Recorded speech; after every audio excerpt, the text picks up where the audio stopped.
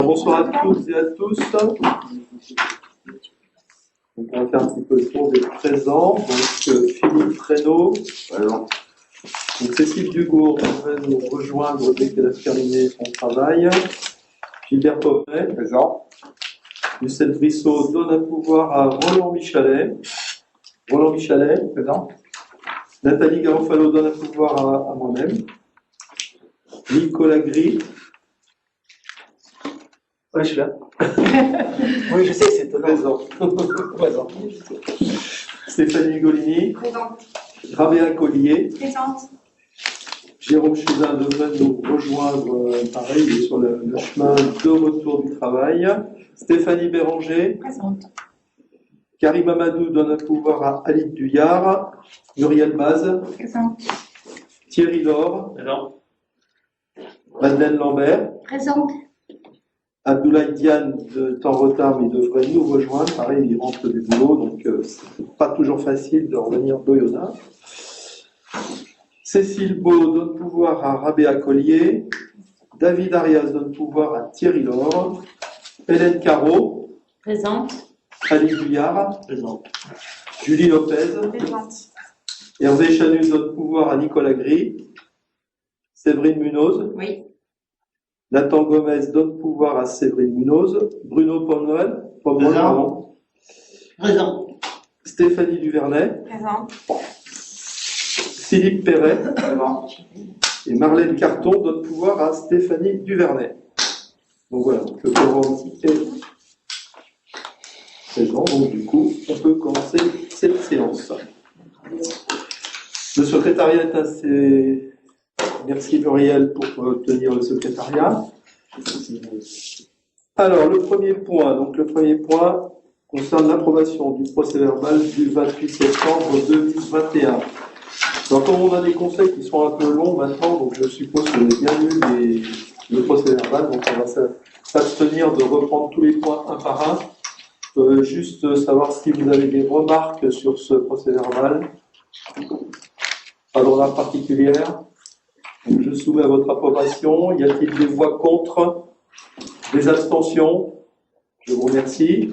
Je vais juste peut-être apporter une réponse à une question donc, qui a été posée par M. Gomez lors de ce conseil sur le coût de l'adhésion donc, au service en ligne des recettes publiques locales. Donc le coût, bien entendu, est à zéro, c'est ce qui nous semblait. On a pris, bien sûr, on a vérifié cette précision auprès du trésorier, donc il n'y a pas de souci, donc c'est bien sans aucun coût pour la commune. D'ailleurs, c'est des préconisations de l'État qui cherchent à faire développer ce genre de service. Donc, voilà, donc il n'y a pas de coût pour la commune. En tout cas, dans la prise de cette décision. Ensuite, on a les comptes rendus des décisions prises par le maire dans le cadre de ces délégations.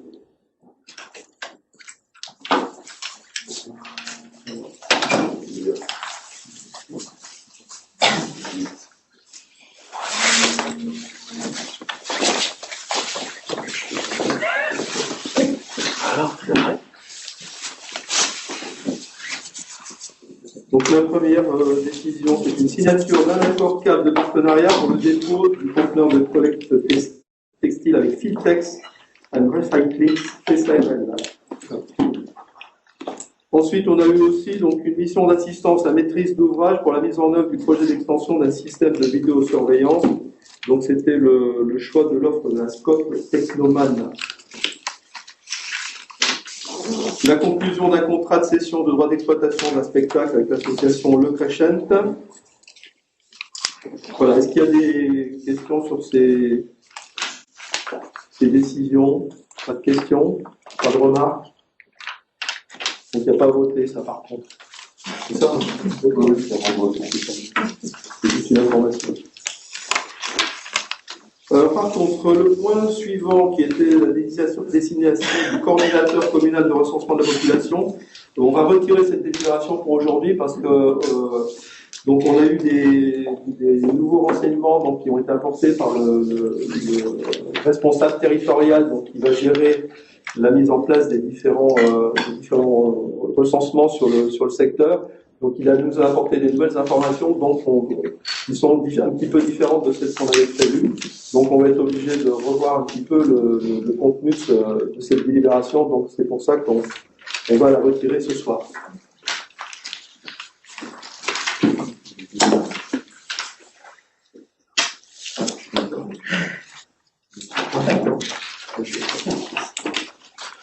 Par contre, j'ai oublié, on a une délibération à rajouter sur le TE 38.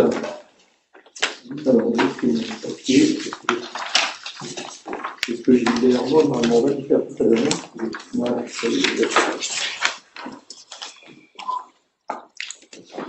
donc, c'est une délibération qui concerne le groupement d'achat. Le groupement d'achat, c'est ça. Est-ce qu'il y a des objections à rajouter cette délibération donc, sur le groupement d'achat concernant pour le TE 38? Pas d'objection. Donc on rajoutera donc, en point numéro 13 donc, de ce conseil. Alors ensuite, le point suivant concerne la participation financière aux frais de fonctionnement pour les enfants de Pyrénées-Jalmézieux scolarisés dans une classe Ulysse de la commune de Crémieux. Donc là, normalement, ça devrait être Cécile qui devrait prendre ce point, donc c'est moi qui vais le prendre. Je vais essayer de tout vous dire. Donc alors le code, c'est le code de l'éducation nationale, hein, donc qui demande qu'effectivement les communes qui soient accueillies dans une autre commune dans le cadre en particulier de ces classes qui sont bien sûr des classes qui sont pas un choix des parents mais un choix d'une commission qui effectivement précise que cette orientation doit être faite vers une classe spécialisée. Donc là, contrairement lorsqu'il s'agit de dérogations, on va dire, normales, souvent quand on a une dérogation normale, on refuse de prendre en charge les frais de scolarité des enfants qui sont accueillis dans une autre commune. Aujourd'hui, dans ce cadre-là, bien entendu, on se sent obligé, en tout cas, de prendre en charge les frais de scolarité de ces enfants qui sont accueillis dans une autre commune. Donc, on sait que les Ulysse, il y en a plusieurs sur le secteur. Il y en a une sur Tignieux, bien entendu. Il y en a une à Crémieux. Il y en a une à Pont-de-Chiaruy, maintenant, qui a ouvert cette année, normalement. Donc voilà, donc c'est encore insuffisant apparemment pour accueillir tous les enfants. Il y a parfois des enfants jusqu'à Montalieu ou non Morestel.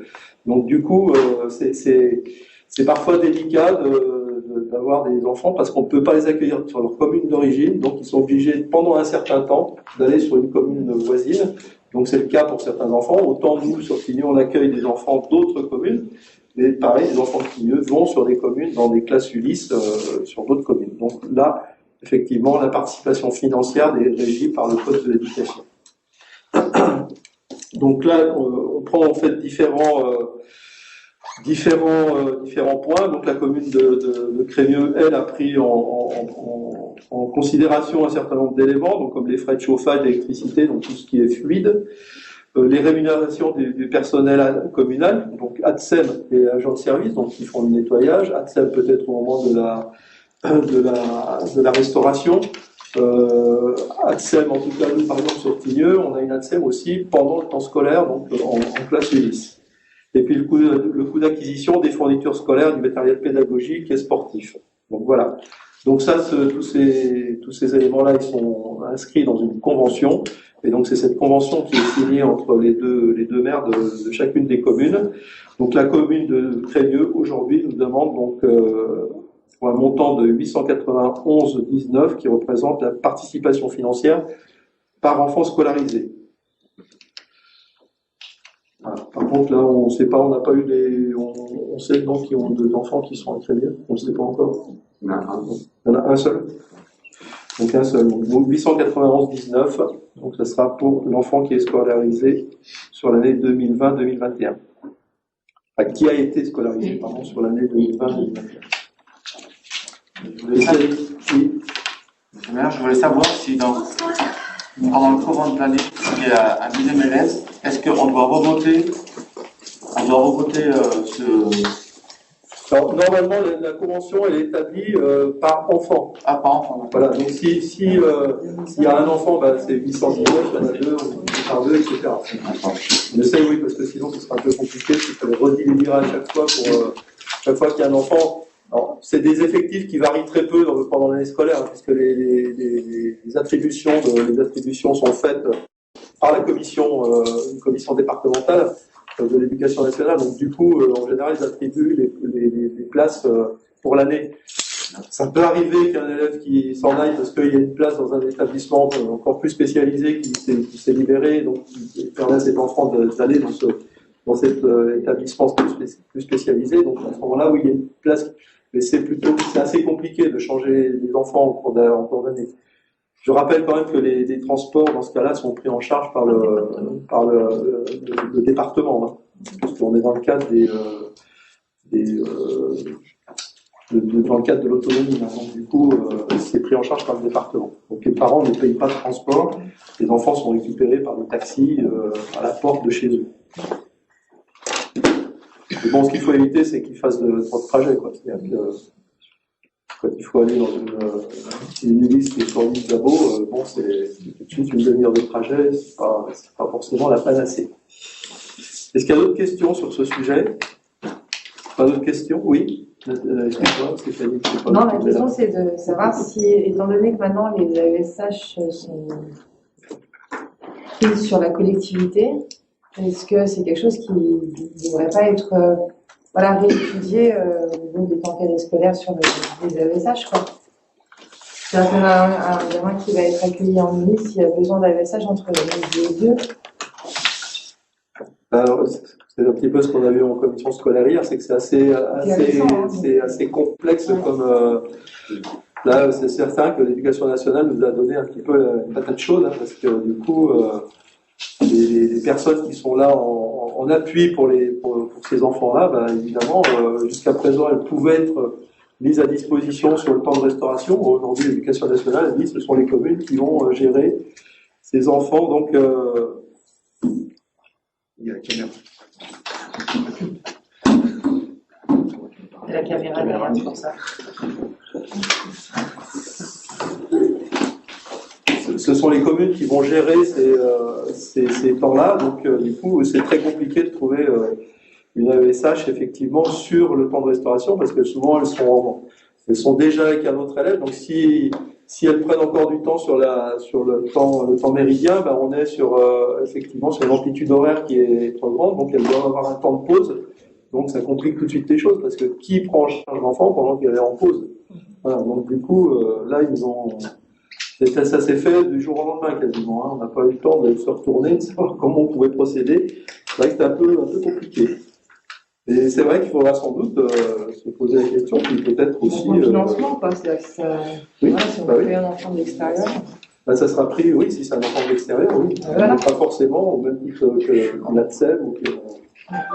C'est sûr. D'autres remarques ou questions? Non? Alors, je soumets à votre approbation, donc pour valider cette participation financière à verser à la commune de Crémieux, d'inscrire les crédits correspondant donc au budget et de m'autoriser à signer la convention. Y a-t-il des oppositions? Des abstentions? Je vous remercie. Le point suivant donc concerne l'organisation du remboursement des frais de mission dans le cadre d'un mandat spécial. Et je vais laisser la parole à Philippe.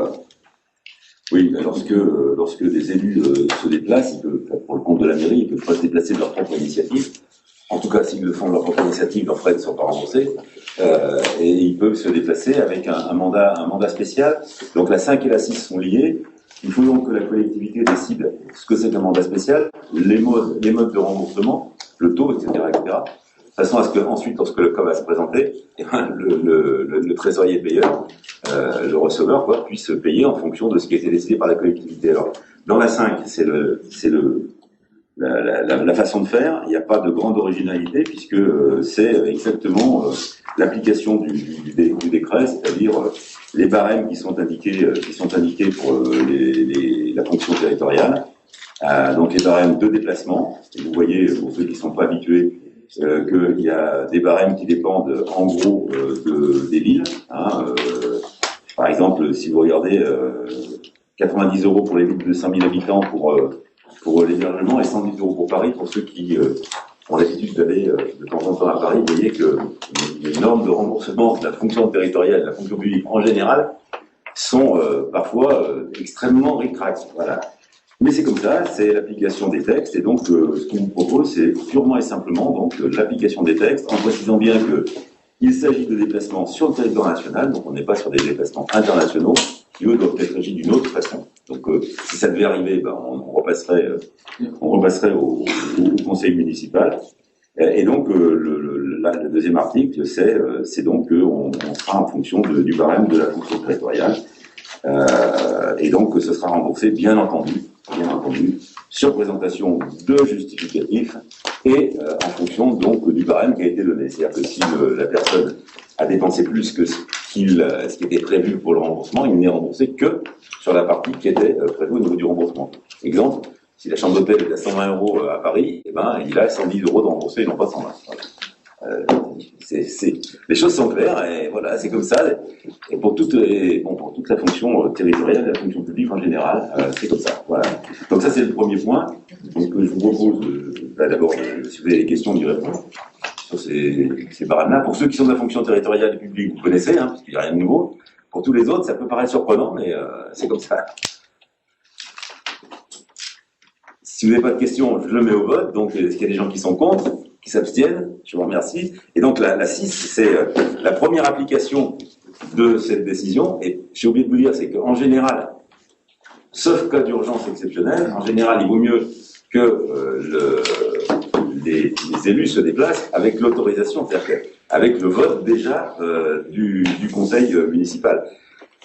Je dis en général parce qu'il se peut, par exemple, que le maire soit convoqué entre deux conseils municipaux, le maire ou un adjoint ou un élu, hein, entre deux conseils municipaux, par exemple, pour une commission nationale du commerce. Et là, on va pas attendre que le conseil municipal se réunisse, etc. On sait que on a les barèmes, donc on régularisera le coup d'après. Pardon, excusez-moi. Là, il s'agit du congrès des maires qui a lieu en novembre, donc on est bien en anticipation. Et donc, il y a 4 personnes qui vont aller au congrès des maires à Paris. C'est le maire, Gilbert Pomet, Nicolas Gray et moi-même. Et donc, il faut donc nous autoriser collectivement à pouvoir, non pas aller à Paris, parce que ça, on peut y aller tout seul, mais à aller à Paris dans le cadre de la mission et donc d'être remboursé par la suite au barème que nous devons voter. Est-ce que vous avez des questions? Alors, pareil, hein, je vous répète, c'est on ferait avec les justificatifs. Parce que, c'est un exemple très simple, suivant le train que vous allez prendre, il se peut que vous soyez en dessus ou en dessous du barème. Voilà. Cette année, le congrès des maires, il n'est pas dans la Drôme, non? Le congrès des maires, non, il est à Paris, il est toujours à Paris pour de la ville. Ah, il est à Paris? C'est le congrès des maires de France à Paris. Et sinon, celui des maires de l'Isère, c'était à Grenoble la semaine dernière. Il y en a un par département. Et puis un national, et c'est toujours au même endroit parce que vu le nombre d'élus qu'il y a, il faut un endroit qui permette d'accueillir tout le monde. D'autres questions? Bon, je passe au vote. Quels sont ceux qui sont contre, qui s'abstiennent? Je vous remercie. Merci Philippe.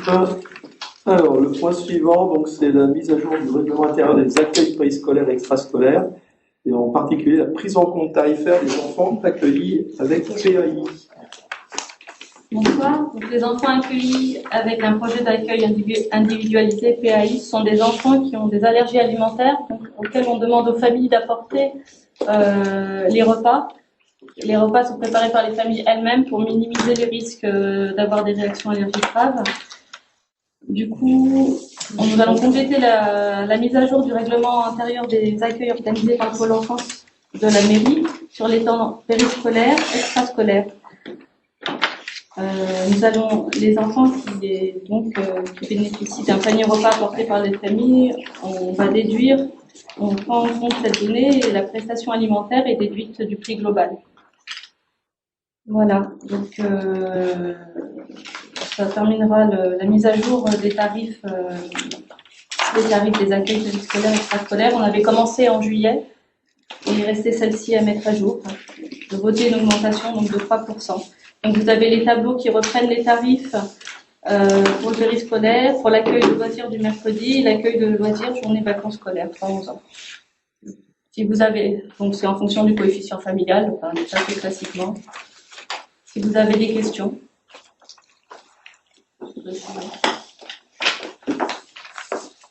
Pas de questions? Pas de questions. Je soumets au vote. Est-ce qu'il y a des voix contre?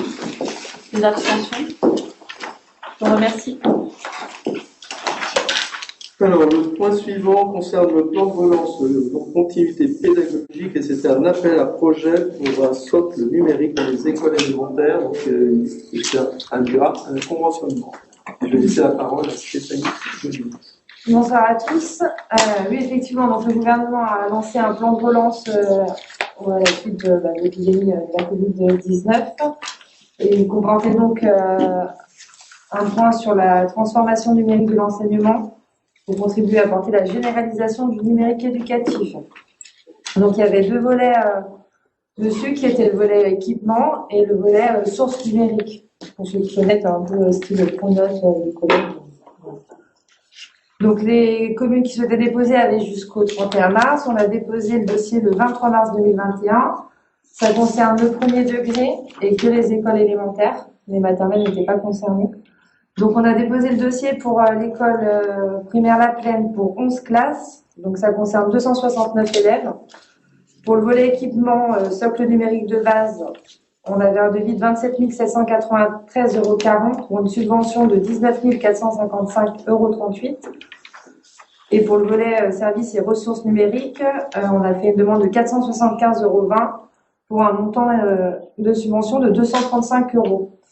On a également fait la demande à l'école Renoir. Donc ça a concerné 14 classes, 330 élèves. Pour l'équipement, le socle numérique, on a fait une demande de 39 773,80 € avec une subvention de 27 841,66 €. Et pour le volet services et ressources numériques, on a fait une demande de 604,80 € pour une subvention de 300 €. Donc on a eu une première réponse qui a été négative et à la deuxième vague, on a eu une réponse positive en date du 6 octobre 2021. Donc pour un montant total de subvention de 47 833,04 €, ce qui reste à charge à la commune 20 000 euros. 814,16 €. Voilà, on a bien évidemment travaillé en collaboration avec les écoles et avec les demandes et leurs besoins. Les services et les élus ont fait la proposition. Des questions?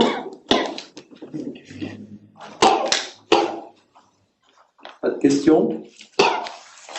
Alors, Je soumets au vote. Y a-t-il des oppositions? Des abstentions? Eh bien, votez à l'unanimité. Merci. le point suivant, donc, c'est l'approbation du règlement d'attribution des subventions communales aux associations. Et là, je vais laisser la parole à Jérôme Chedin. Bonsoir à tous. Donc là, il vous est présenté ce soir un règlement d'attribution des subventions aux associations. Le but, c'est de faire un processus plus lisible et plus pratique et plus compréhensible pour l'ensemble des acteurs. Donc, vous avez dû avoir communication de ce règlement. Il a été aussi discuté en commission. Donc voilà, je vous reste à votre disposition si vous avez des questions concernant ce règlement. Donc, qui précise la façon dont seront attribuées les subventions aux associations. Voilà. Est-ce qu'il y a besoin d'avoir des précisions sur ce règlement? Qu'est-ce que vous entendez par la valorisation du mouvement associatif? C'est les résultats? C'est quoi? Alors dans ce règlement, on a mis en dernière page, il y a un ensemble de critères qui sera retenu pour justement valoriser ces subventions. Donc ce soutien aux associations se fait à travers ces subventions, mais aussi à travers tout ce qui est prêt de salle et d'infrastructures, et aussi l'apport des services techniques pour réaliser leurs projets. Et il n'y a aucun financement par les résultats du club ou de l'association? Ça fait partie des critères qui ont été retenus pour évaluer les subventions.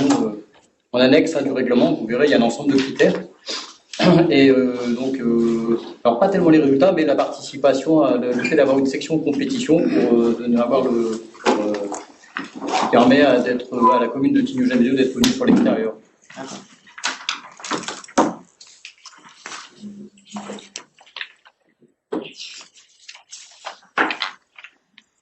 D'autres questions? Voilà. Et au niveau une autre question, excusez-moi. Et au niveau des transports, est-ce que la mairie prête un véhicule? Comment ça marche au niveau du transport pour une association ou... Alors, vous avez une demande de ce type-là.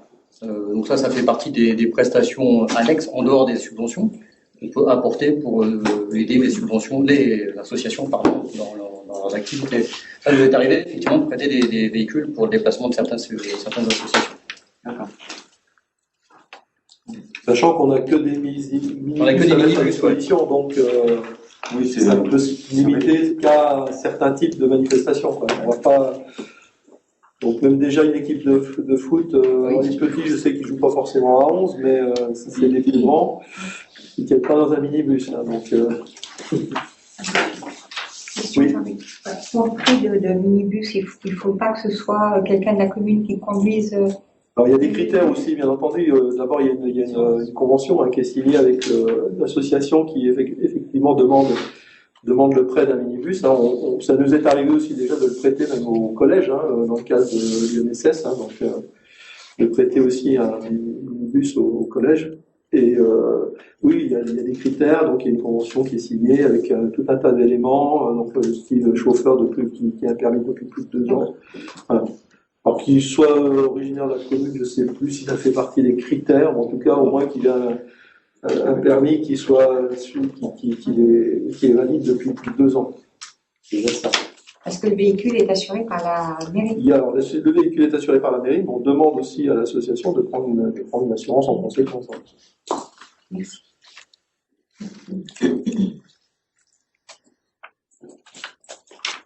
Est-ce qu'il y a d'autres questions?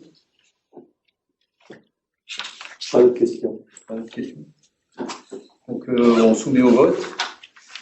Est-ce qu'il y a des gens qui s'opposent à l'établissement de ce règlement d'attribution des subventions? Est-ce qu'il y a des gens qui s'abstiennent? Merci pour les associations. Alors, le point suivant concerne la mise en œuvre du système national d'enregistrement, donc le SN9, des demandes de logement locatif social. Alors ça, c'est quelque chose donc, qui remonte qui est dans le cadre de la loi ALUR, donc accès au logement et un urbanisme rénové, donc de 2014, donc qui prévoyait la mise en place donc d'un dossier unique de demande de logement social. Le dossier unique permet aux demandeurs de ne déposer plus qu'un seul dossier, c'est-à-dire quelle que soit la commune dans laquelle ils vont effectivement déposer un dossier, ce sera toujours le même dossier. Donc voilà, c'est le principe du dossier unique. Hein. Donc, voilà, donc, il est utilisé quelle que soit la commune et quel que soit le bailleur social. Donc là, à ce moment-là, c'est la communauté de communes, parce que 2014, si vous vous souvenez, c'est aussi l'entrée de la commune de Tignes-Jamezio dans une communauté de communes qui était à l'époque la communauté de communes de l'île Crémieux, donc c'est 2014. Donc déjà, la communauté de communes de l'île Crémieux était donc le support qui enregistrait les dossiers. Donc c'est pas la commune qui le faisait, c'est aider en tout cas les personnes qui souhaitaient faire une demande de logement à remplir les dossiers, et le dossier ensuite était transmis à la communauté de communes qui, elle, l'enregistrait. Donc la difficulté après, c'est que la commune n'avait pas de suivi par rapport à ce dossier. Ce qui peut poser encore aujourd'hui, on le voit avec notre CESF qui parfois, quand elle suit un dossier, a quelques difficultés à justement avoir les informations qui permettraient en tout cas certaines personnes, parce que leur dossier n'est pas à jour, leur permettrait de pouvoir demander un logement, mais le dossier n'étant pas à jour, la commission en fait ne le traite pas dans ce cas. Donc du coup, ça lui permettrait en tout cas de savoir que si une personne qui a fait une demande va passer en commission, qu'elle puisse vérifier en tout cas que le dossier est bien mis à jour. Parce qu'il faut à chaque fois que le dossier soit remis à jour par les demandeurs. Et donc ça, c'est eux qui peuvent le faire, mais on n'a pas de moyen de vérification, si ce n'est la communauté de communes qui, elle, avait le suivi des dossiers. Donc, quand on est passé donc en fusion donc avec les deux autres intercos, le principe est resté le même, hein, c'est-à-dire que c'est aujourd'hui les balcons du Dauphiné qui est l'organisme enregistreur de ces dossiers. Donc, la mise en place de ce suivi donc a été demandée par plusieurs communes. Donc, la communauté de communes en a pris acte et donc propose effectivement qu'on puisse être parmi les communes, donc on a fait cette demande, parmi les communes qui vont pouvoir suivre ensuite les dossiers. Donc ils vont avoir un visuel, ils ne pourront pas en fait modifier le dossier tel qu'il est enregistré, mais en tout cas pour avoir un suivi dans l'évolution de ce dossier. Donc, ça permettra en tout cas à la CESF d'être plus auprès des personnes qui ont ces dossiers en cours. Qu'est-ce que j'oublie là-dessus non, donc voilà, la commune donc, pourra consulter le dossier, mais ne pas intervenir dessus. Mais ça permettra en tout cas d'être plus réactif et d'éviter à certaines personnes de passer à côté des commissions parce que leur dossier n'est pas mis à jour. C'est arrivé déjà plusieurs fois. Donc, c'est pour ça que c'est intéressant qu'on puisse avoir cette possibilité. Voilà, donc cette convention va permettre de fixer les conditions et les modalités de mise en œuvre de ce système d'enregistrement des demandes de logement éducatif social dans le département d'Isère, et puis surtout qu'on puisse être, nous, en tant être considérés comme commune consultante de ces dossiers. Est-ce qu'il y a des questions sur ce sujet? Oui. Le dossier se fait par informatique, par Internet ou toujours par...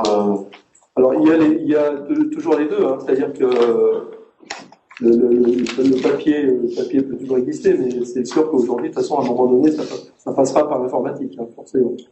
Et au sein de la mairie, est-ce qu'il y a des personnes, des personnes âgées qui peuvent aider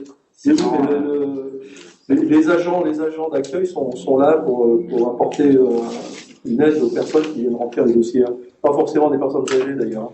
Ah. Mais oui. Tout type, je veux dire, il y a le panel est large et je pense que à tous les niveaux, on peut avoir des difficultés pour remplir le dossier. Donc, les agents sont là pour effectivement les accompagner dans la rédaction de ce dossier. Est-ce qu'il y a d'autres questions? Pas d'autres questions?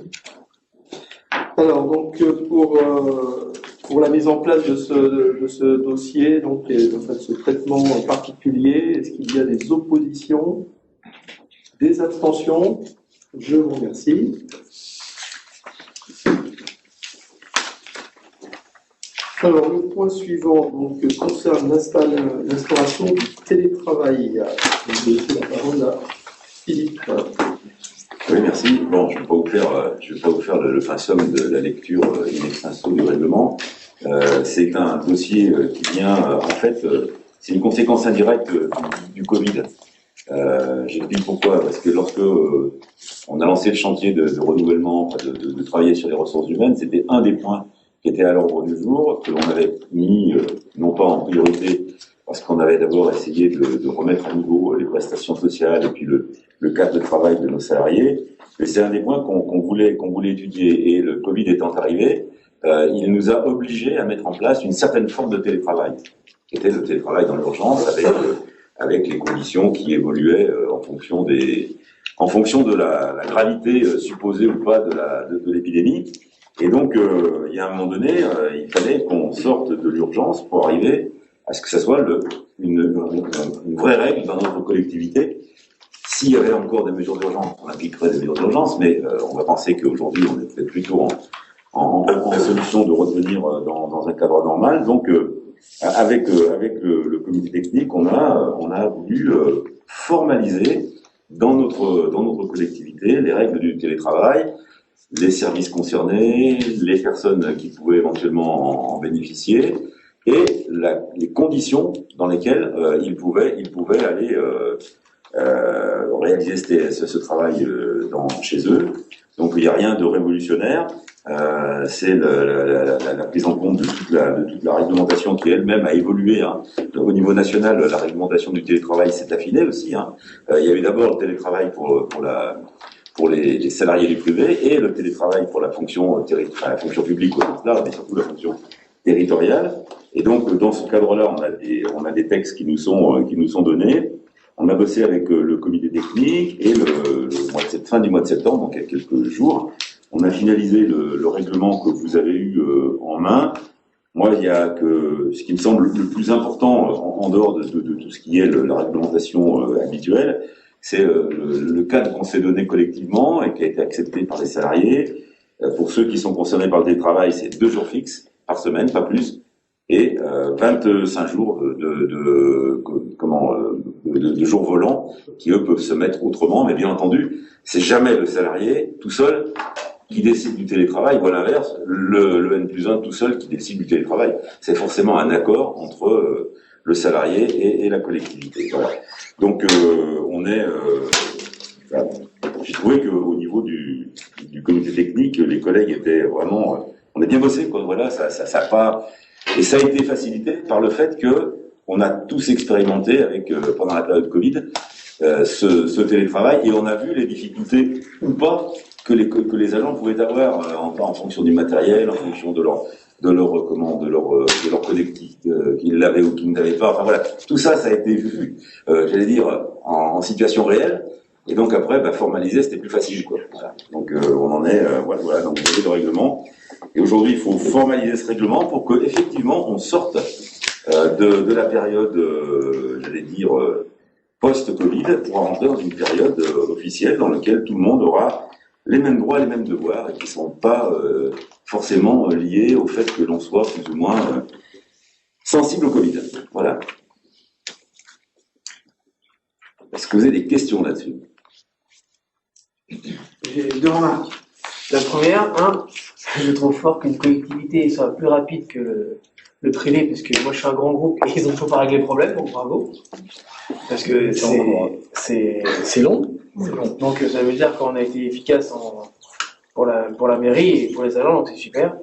2, et c'est très bien Philippe que tu l'as dit, c'est que en fait c'est comme on a été en contrainte pour se mettre en télétravail, du coup on a vu les bénéfices et aussi les inconvénients, et effectivement le télétravail c'est très bien, mais trop c'est pas bien. En fait c'est comme dans tout dans la vie, c'est toujours la bonne dose qui fait la force de l'outil, et je pense que le rythme qui a été proposé est un bon rythme.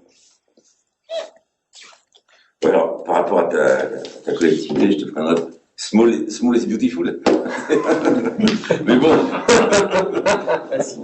Non, mais c'est plus facile à 140 qu'à 14 000, on est bien d'accord. Ouais. Et c'est d'autant plus facile, je disais, que ces 140 là, il y a tous ceux qui ont vu que c'était pas possible et donc qui n'étaient pas concernés. Et pour tous ceux qui étaient concernés, ils ont vu les difficultés que ça donnait, les avantages que ça procurait, et du coup c'est beaucoup plus facile maintenant, parce qu'on a eu presque un an et demi d'expérience obligatoire. Donc à partir de là, les problèmes qu'on devait rencontrer, on les a jamais tous évacués, mais les problèmes qu'on devait rencontrer, on les connaît, et les avantages que ça apportait, les salariés les connaissent aussi. Donc voilà, c'était un peu plus facile pour tout le monde. Moi j'ai une question. Je voulais savoir, au niveau du télétravail, ça concerne que l'administration. Moi, je suis dans la fonction publique. Nous, à la métropole, c'est que l'administration, et en plus, certaines personnes, pas toute l'administration. Alors, je voulais savoir si, est-ce que c'est toute l'administration, parce que je pense qu'il y a effectivement des métiers de la fonction publique qui sont difficilement télétravaillables. Par exemple, aux personnes du service technique, du centre technique municipal. Je ne sais pas comment on peut faire l'entretien d'un bâtiment et ramasser les feuilles en télétravail. Ça paraît un peu compliqué. Donc d'emblée, il y a effectivement des agents qui ne seront pas éligibles à ce type de télétravail.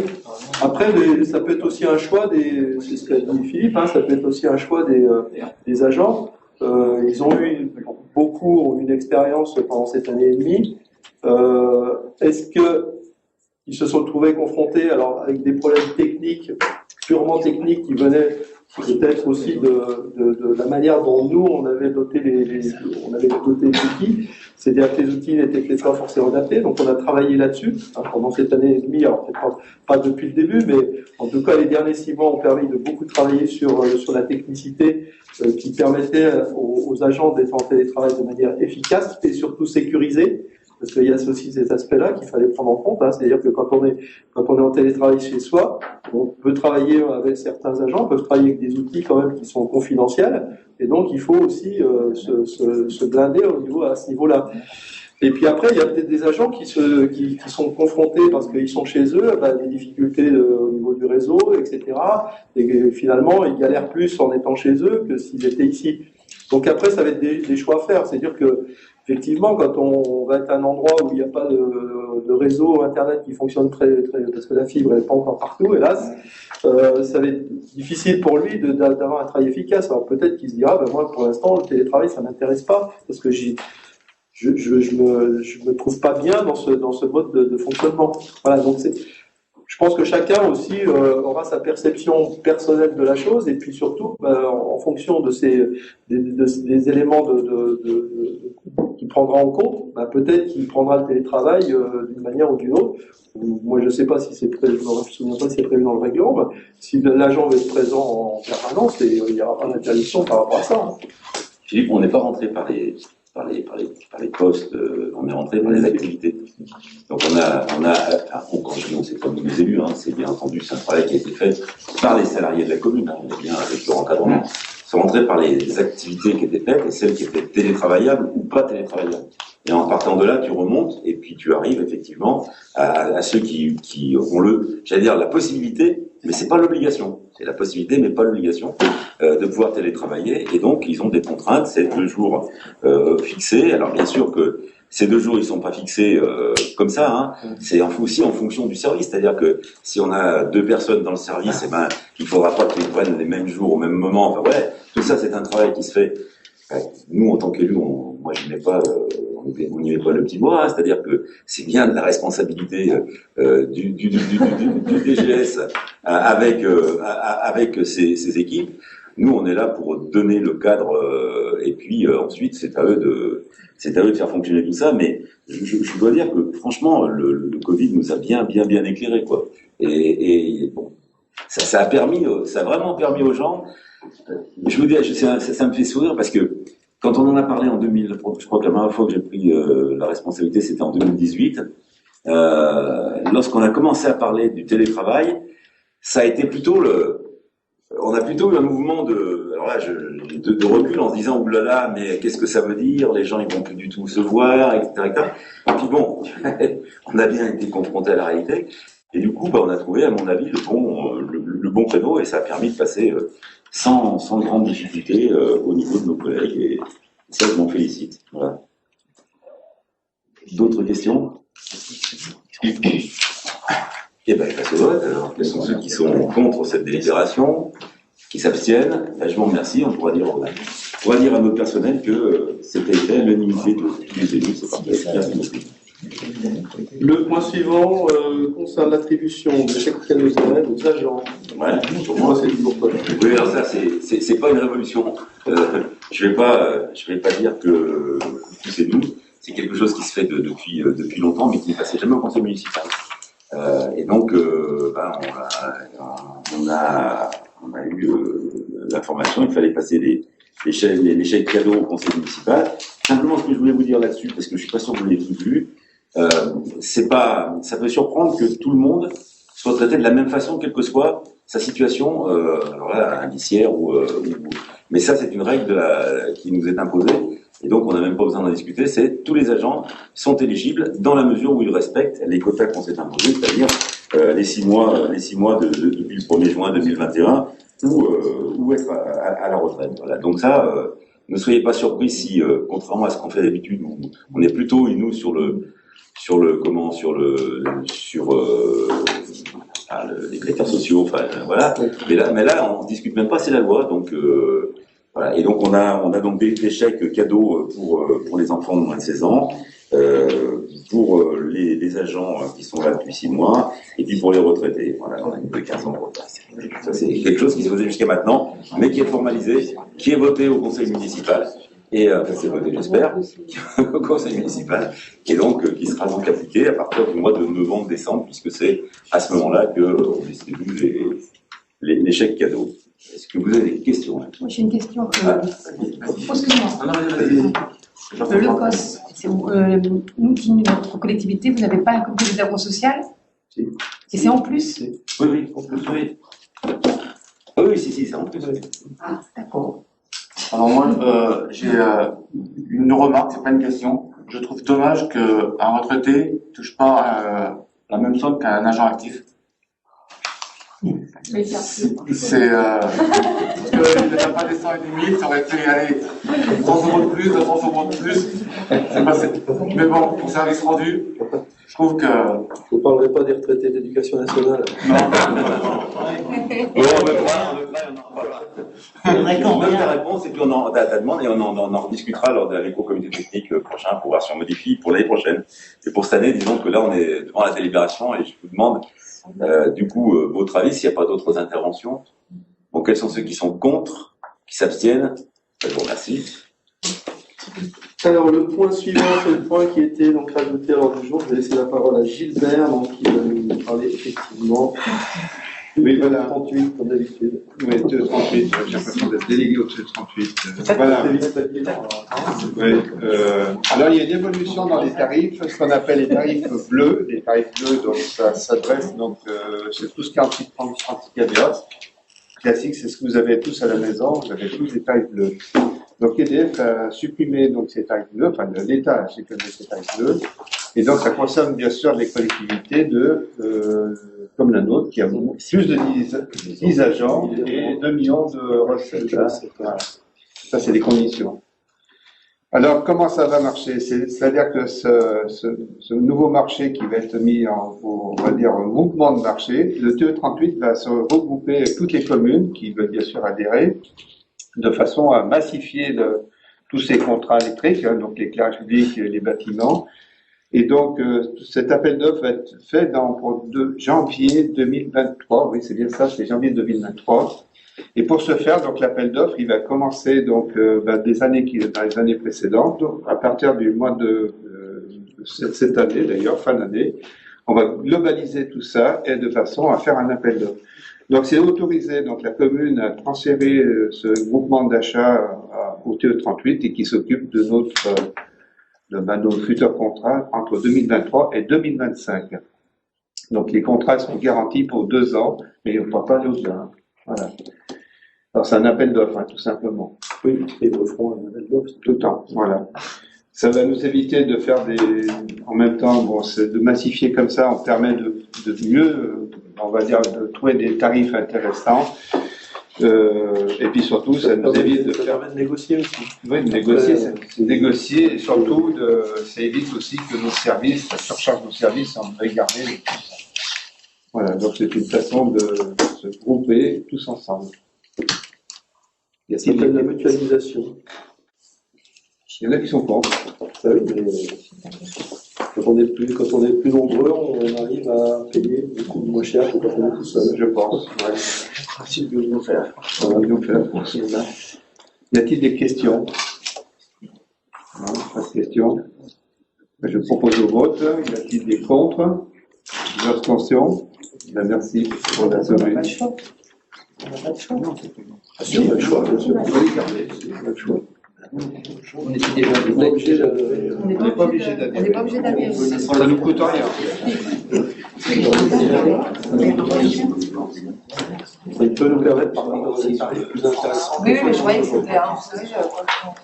Alors, il faut savoir que les tarifs réglementés vont encore évoluer dans les années à venir. Hein. Vous avez bien vu que l'énergie prend beaucoup de mesures en ce moment. Et ça va pas aller en diminuant, hein, forcément. Hein. C'est le gaz, l'électrique, même le bois. Le bois augmente énormément. Voilà. Donc, qu'est-ce qui va coûter cher? C'est toute l'énergie. Donc, en fait, il ne faut pas consommer d'énergie, en fait. Économie, isoler les bâtiments, éviter de rouler en voiture, rouler en voiture en vélo. Qu'est-ce qu'il faut dire d'autre? Aller dans les pays chauds, peut-être. Avec la non, tu prends l'avion. Tu prends l'avion. Tu peux prendre le vélo. Ah oui. Oh, ouais, il y a toujours besoin. Voilà. Mais c'est un problème, hein, ça devient un véritable problème. Bien. Alors, donc ensuite, nous allons écouter les commissions, les syndicats. Alors, qui a commission, cette commission aussi, commission scolaire. Oui, on a eu la commission scolaire hier qui ont rassemblé les directeurs, les enseignants, les nouveaux parents élus, qui ont été élus là. Il y avait les services également qui étaient présents. Donc on a fait un bilan de l'année sur tout ce qui a été réalisé au niveau de la commune. On a eu le conseil d'école du village juste avant de Mathis Renoir. Voilà, dans l'ensemble, on continue la collaboration entre enseignants, parents et collectivités territoriales.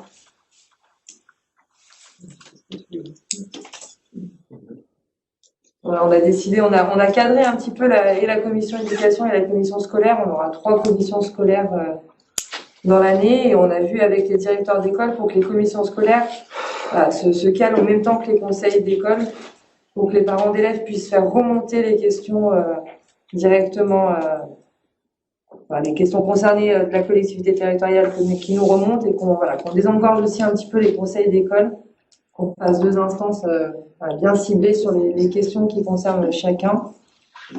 Vu qu'on retrouve souvent les mêmes personnes dans différentes instances, donc voilà, on s'est calé avec les directeurs et avec les parents d'élèves.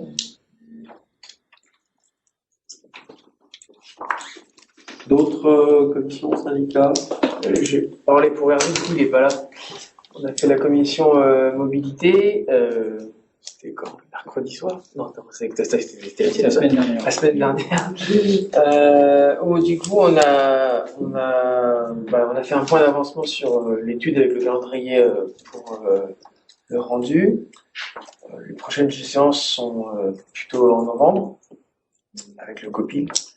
On a travaillé aussi sur l'emplacement de différents arceaux à vélo sur différents sites de la commune pour pouvoir proposer une augmentation des places de stationnement vélo. Voilà, et un réaménagement des parcs à vélo au niveau de l'école Laurent 5 à Assad, puisqu'en fait on pourrait agrandir le parc à vélo existant. Voilà, et on a réfléchi aussi à des projets de traverse pour rejoindre la Bourg via le chemin du Prieuré.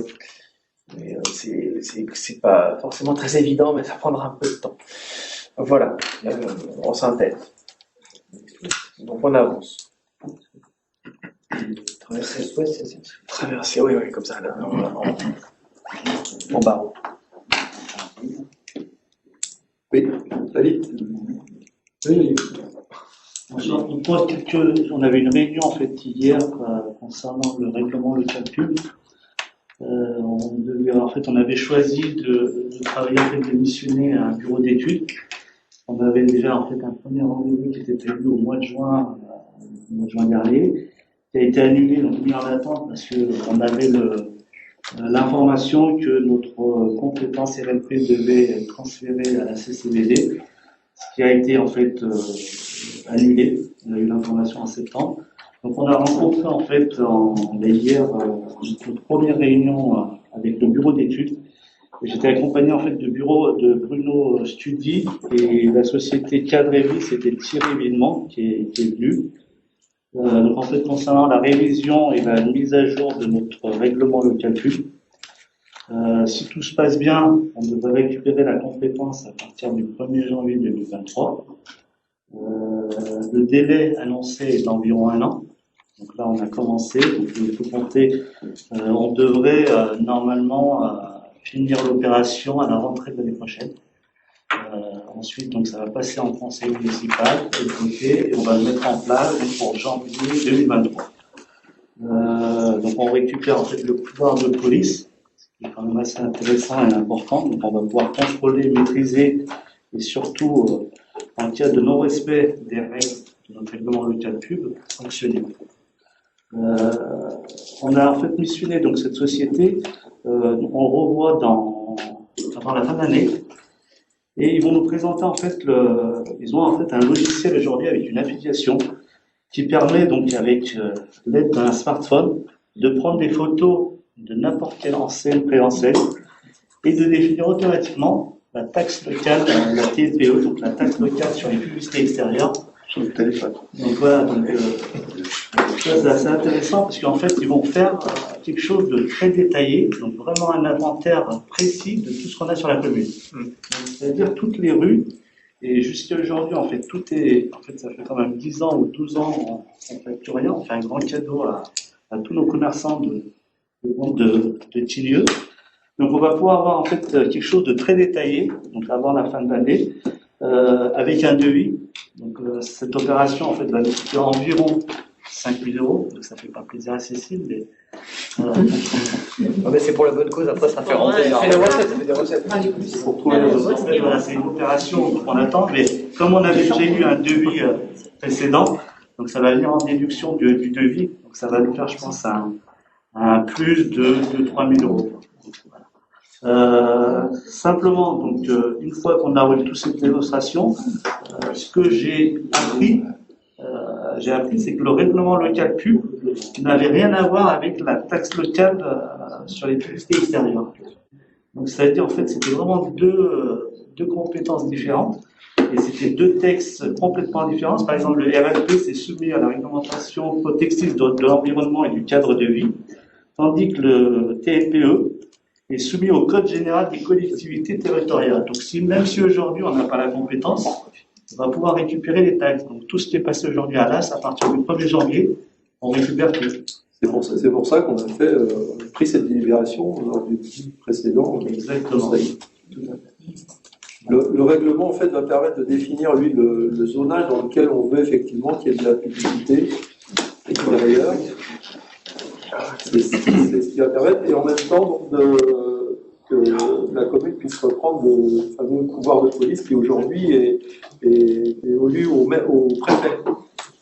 On n'a plus la compétence depuis le début 2021, donc du coup, c'est le préfet qui a ce pouvoir de police. Donc ça veut dire que sous toute infraction, il faudrait qu'on la signale au préfet qui, lui, à ce moment-là, bon, je pense que c'est même pas la peine d'essayer, ça n'est pas très loin.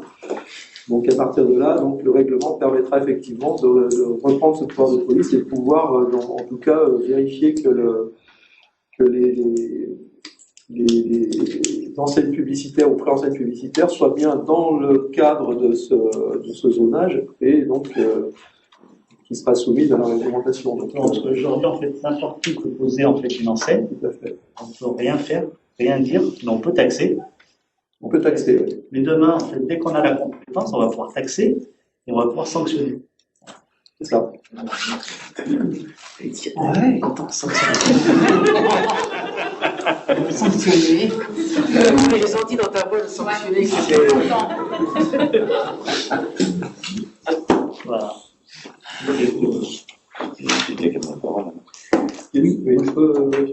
Oui, je voulais juste ajouter par rapport au règlement qui vous a été présenté ça d'attribution des subventions aux associations. Il a été décidé aussi de prévoir une réunion de présentation aux associations de ce nouveau règlement. Enfin, voilà, parce que pour cette mise en place, je pense qu'il y a besoin d'expliquer.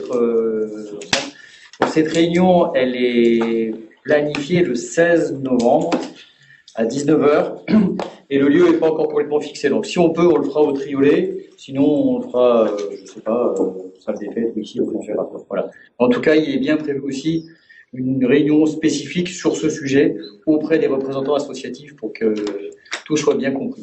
Voilà. Donc, C'est toutes les associations, tout ce qui est culture, ou toutes les associations. Le courrier partira bientôt pour informer de cette réunion. Philippe? Oui, puisqu'on parle du triolet et que j'ai parlé du Covid, je vous redis, je dis que demain soir, il y a un spectacle qui est au triolet, qui a été fait à l'initiative de notre ancienne collègue Hélène Marchand, qui a réuni des habitants de la commune qui avaient quelque chose à exprimer sur le ressenti de cette période dans laquelle ils ont subi plus ou moins de contraintes, plus ou moins de difficultés. Donc on a recueilli, ils ont recueilli la parole des habitants, et avec ces paroles-là et les habitants eux-mêmes, ils ont monté un spectacle demain soir. La collectivité a mis à disposition un metteur en scène professionnel, du coup c'est un vrai spectacle, donc qui a lieu demain soir, qui est gratuit pour tous les habitants de la commune, et pour les autres si vous voulez venir, c'est pas un problème. Donc il y a encore des places, il y a 70 places qui sont prises, et puis il y en a encore 130 de libres. Donc si vous avez la possibilité de venir demain soir, vous verrez des habitants de Tignieux sur scène et parler des problèmes que nous avons tous rencontrés pendant cette période-là. Voilà. Et même des enfants. Exactement, juste avant. Je vous invite vraiment à venir. C'est vraiment quelque chose de notre collectivité. Voilà. Oui. Gilbert? Continue. Allez, donc j'ai assisté donc à la dernière assemblée du syndicat, du conseil syndical du SMND, ce qui nous concerne, voilà. Notre secteur va s'arrêter donc SMND, c'est le syndicat de collègues des ordures ménagères. Et à partir du 1er janvier, on bascule donc au SICTOM de Morestel, définitivement. Qu'est-ce que ça va faire dans un premier temps? Il y a un regroupement, j'ai rendez-vous avec le SICTOM pour les impasses qui sont interdites aux poids lourds et faire les marches arrière des poids lourds. Donc il va y avoir un regroupement des containers individuels. Alors toujours pareil, il y a peut-être 30-40 mètres à faire, c'est pas des grandes distances. Donc il y aura un rendez-vous et il y aura un traçage au sol dans des impasses comme à peut-être pas les trams, il y a le Gangbo, il y a quelques impasses comme ça qui sont concernées dans la commune. Il y en a 13. On a relevé aussi il me semble que le listing, il n'y avait pas le chemin de l'ermite. Il n'y avait pas le chemin, mais il était rajouté. Voilà, on va essayer de trouver un compromis. Voilà, donc je te laisserai parler. On a rencontré donc le nouveau lieutenant du SDIS aussi. Oui, on a rencontré alors je vais peut-être rester avant sur les ordures ménagères. Donc je pense qu'il faudra bien préciser lors de ce travail avec le SICTOM de bien travailler la communication en amont, parce que la transition elle va quand même être à mon avis, elle va être compliquée, parce que même si on devrait garder le même service pour l'instant, je ne sais pas comment ça évoluera, mais je ne pense pas qu'on change les modalités du service pour l'instant. Les tournées vont changer. Alors les tournées risquent de changer, donc justement, il faudra vraiment que ça soit anticipé au niveau du SICTOM pour que la population, les habitants soient bien informés s'il y a effectivement ce type de changement. Disons que le SICTOM, ça restera c'est un sacré chamboulement parce qu'il va doubler sa population. On va passer à 100, je crois que c'est 130 ou 140 000 habitants. C'est énorme, quoi. C'est énorme. Comme on a été vacciné par la taxe, j'insiste sur ce que dit Jean-Louis, c'est-à-dire qu'il faut impérativement que l'information soit faite avant la pratique. Et que ce soit pas non, mais c'est vraiment important. Et que ce soit pas nos collègues à l'accueil de la mairie qui reçoivent le travail à faire, parce que ça n'aura pas été fait. C'est vraiment, il reste pas beaucoup, c'est 2 mois, c'est ça? Je me fais beaucoup de soucis, moi, parce que pour la taxe, c'était quand même facile, c'était un courrier à faire. Ils n'ont pas été foutus de le faire en temps voulu. C'est arrivé sur nous et il a fallu le faire. Donc là, c'est différent parce qu'on modifie quand même profondément, on risque de modifier profondément la pratique des habitants de notre commune. Et je me fais du souci. Si 2 mois avant, ils n'ont pas commencé à faire la pub, je ne peux pas le signer, mais il y a de grandes chances qu'au 1er janvier, ce sont nos secrétaires qui soient au premier plan. Donc ça, c'est pas question. C'est informé aussi sur le fait effectivement de ce fameux regroupement des conteneurs, parce que du coup, moi, ça me fait rien de faire 20 mètres pour aller mettre mon conteneur avec celui du voisin, ça ne me gêne pas. Mais il faut que l'information elle soit vraiment communiquée en amont, de manière à ce que les gens soient prêts à entendre ça, quoi. Parce que si on leur fait des petits dessins sur le trottoir et en leur disant ils vont dire à quoi ça sert ces trucs là. Il faut vraiment que ça soit communiqué. Moi je suis un peu comme Philippe, 2 mois avant je trouve qu'on est. Ils sont déjà définis les circuits, ça va être les mêmes à peu près, ou comme il y a 3 zones, là il n'y a rien défini. Moi justement ça m'inquiète parce que ceux qui doivent se faire enlever leurs poubelles le lundi 3 janvier au matin, qui seront pleines de poissons et de machin, si on nous change les tournées, qu'on ne les ramasse que 8 jours plus tard, on fera des poubelles parce que c'est les fêtes et l'hiver. Il va y avoir un calendrier, quelque chose. Plus de 15 jours avant qu'ils ramassent la poubelle. Alors, il y a Madame Munoz qui veut. je vais répondre à cette question les unes derrière les autres. Donc, les tournées vont changer. Alors, elles ne sont pas définies. Alors, pourquoi ce n'est pas défini encore? Ben, tout simplement, c'est aujourd'hui, c'est le SMND qui est derrière eux. C'est pas les mêmes du tout, c'est pas du tout les mêmes, on va dire, opérateurs, on va dire comme ça, voilà. Je parle pas de la taxe, hein, voilà. Mais pour l'instant, c'est l'organisation. Chaque endroit où il y aura une modification, il y aura un dessin affiché et il y a une remise de courrier à chaque habitant. C'est-à-dire que si, mettons, dans une impasse, on modifie, si l'impasse est interdite au poids lourd, tous les habitants de cette impasse seront informés. Ça sera du porte-à-porte. Et en modifié tournée, qui sera informé? Alors, quand on revient à la modification générale de toutes les tournées, on va revenir sur le principe du calendrier qu'on recevait avec les tournées, et c'est là où les tournées vont être différentes, voilà, avec des jours certainement différents. C'est le bureau d'exploitation, parce qu'il faut savoir que ça va jusqu'à la Tour du Pain, hein, ça va loin, hein, de CMND, hein, de Symptômes. Hein. Oui, mais voilà. S'ils viennent là, ils vont il y a pas une faire. nouvelle organisation qui se met en place. Non, mais du coup, en fait, ce que veut dire Gilbert, c'est que si à la Tour du Pain actuellement, qui est déjà collectée par le Symptôme, c'est le lundi, ça peut pas être le lundi en même temps, peut-être parce qu'ils n'ont pas les moyens. Donc, c'est ça. C'est ça que ça va. Mais s'ils viennent là, ils vont pas faire. Non, ils vont pas faire la Tour du Pain par contre. Je suis pas tout à fait d'accord avec ce que tu dis, Nicolas, parce que aujourd'hui, il y a des personnels qui étaient au SMND qui vont migrer. Voilà. Donc logiquement, il faut aussi c'est évident qu'on va pas pouvoir collecter le lundi à tout le territoire. Tout le territoire, mais n'empêche que les tournées qui nécessiteraient qu'elles soient adaptées au plus près de celles qui existent déjà, quoi. Et ça serait la logique à voir. Je me méfie beaucoup de la logique en matière de déchets. Et je parle vraiment en connaissance de cause. Connaissant ces saints, on les honore. Hein. Moi, je pense qu'on a tout intérêt à récupérer le plus vite possible tout ce qui va se passer, c'est-à-dire les changements de collecte, les machins, etc.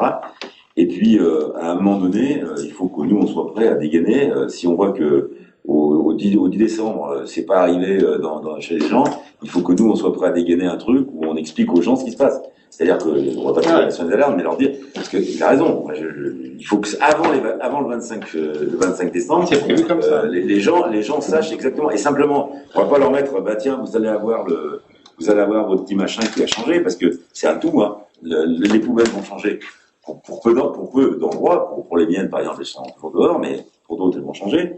Mais ça, c'est que le petit bout de la lorgnette, hein. C'est-à-dire que ça change, et peut-être ou peut-être pas d'ailleurs, les jours vont changer aussi, donc tout ça. Je vous rappelle, hein, quand on a changé le système, nous, il n'y a pas si longtemps que ça, hein, ça a été vraiment compliqué. Donc là, c'est un gros changement. J'espère que cette grosse entreprise a pris la mesure et qu'on ne sera pas traité comme les derniers arrivés et les petits piou quoi. Hein. Et je posais la dernière question que je vais te poser, ça passe quoi pour les déchetteries? Oui, parce que je posais la même chose pour les déchetteries. Elles restent pour le SMND, ça fait quoi? Elles sont transférées au Symptôme.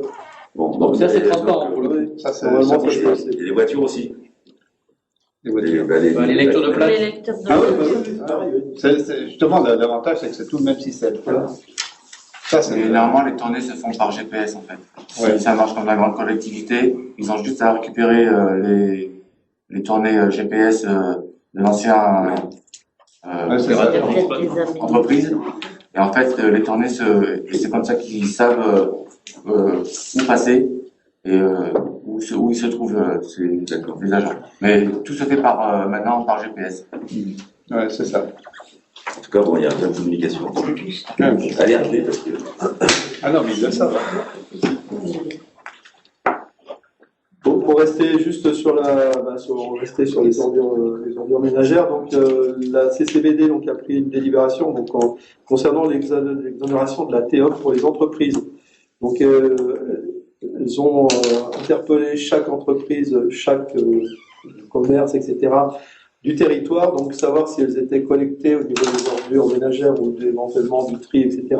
par un prestataire spécifique pour eux, parce que je prends par exemple Leclerc. Hein, Leclerc, c'est pas le SMNG qui collectait les déchets de Leclerc. Ils ont un propre prestataire. Donc ils ont fait cette demande auprès de tous les prestataires. Et donc on a aujourd'hui la liste des gens qui sont exonérés de la TEOM parce qu'ils ont justifié de cette collecte à titre privé. Donc, voilà.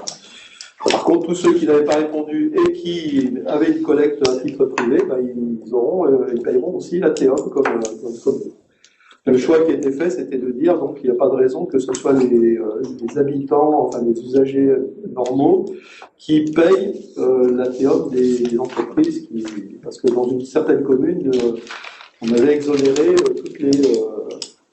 toutes les entreprises sans chercher à savoir s'il y avait déjà un prestataire ou pas. Donc, voilà. Donc ça, c'est une délibération qui a été prise au dernier conseil communautaire. Travaux de la rue de Bourgoin, donc ça avance, c'est pas simple, hein, parce que vous avez vu que même le passage en internat crée quand même quelques difficultés, quelques incivilités aussi, hein, des gens qui ne respectent pas et qui peuvent se présenter comme des dangers pour les ouvriers qui travaillent sur ce chantier. Donc, qui ne respectent pas les vitesses, qui respectent pas les feux, forcément aussi. Donc, du coup, moi, j'ai demandé à la police municipale qu'elle soit présente un peu plus souvent, donc, sur ce chantier. Surtout qu'on va arriver dans une phase où, dans le virage où ça va être encore un petit peu plus compliqué parce que la tranchée est plus près du milieu de la route. Donc, ça va obliger l'entreprise d'être encore plus vigilante. Enfin bon, on a quand même regardé, nous, avec les services, puisque moi je suis sur la réunion, on a une réunion de chantier tous les mercredis. Je trouve que l'entreprise est quand même légère au niveau de la mise en place de sa propre sécurité, quoi. Je trouve que c'est un peu léger. On a l'habitude de travailler avec d'autres entreprises qui travaillent sur la voirie,